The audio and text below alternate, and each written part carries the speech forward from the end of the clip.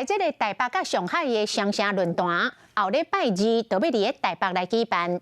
中国有102个人要来参加，是不是会当全部拢来咧？陆委会本地讲会要求市府补件，才来决定。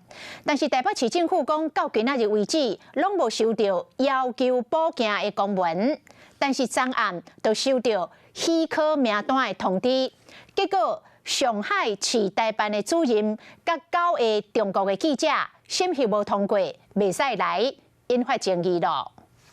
恭喜！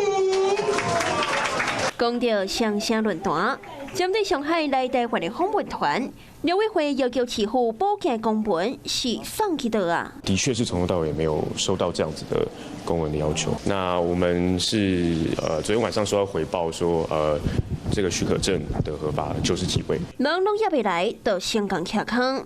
中国原本申请102人来台湾参加双城论坛，也毋过那上海代办的主任金梅未当来，当然9位中国媒体记者拢互陆委会挡了解，因为无通过审核。这样其实是不太好吧，对不对？基于言论自由、新闻自由而来的这个媒体团，如果也都不能来的话，那我们还是会希望总要有一个好的理由目前为止也还不知道理由。我们也很希望用同等待客之道，让他们全团进到台北，顺利进行市政的交流。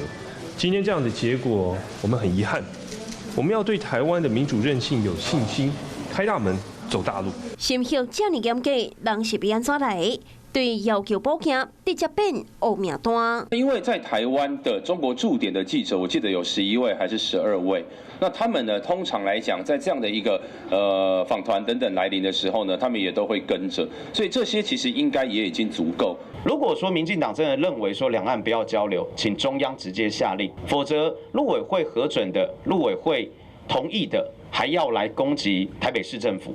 没有道理。两岸是要春暖花开，开放交流，也毋过事实是12月寒冬有未少障碍。你好，我是宋彦明。想掌握最及时的新闻资讯吗？赶紧订阅、按赞、开启小铃铛，锁定华视新闻 YouTube 频道。